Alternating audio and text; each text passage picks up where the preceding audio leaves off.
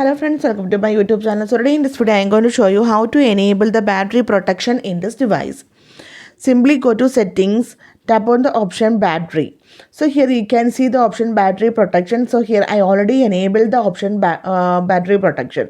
Here if you tap on this one, if you can see three level of protections modes you can see here: basic, adaptive and the maximum. Here you can see what is basic and adaptive and maximum, but in the maximum we can set the charging level. We can adjust 80%, 85%, 90%, 95%. So here I select the option 90%, when your battery will stop charging when it reaches 90%. Okay, so if you want to disable this one, you can simply disable. If you want to enable, turn on this option. So simply in this way we can enable the battery protection in this device. So hope you guys enjoy this video. Thank you for watching. Thank you. Bye bye.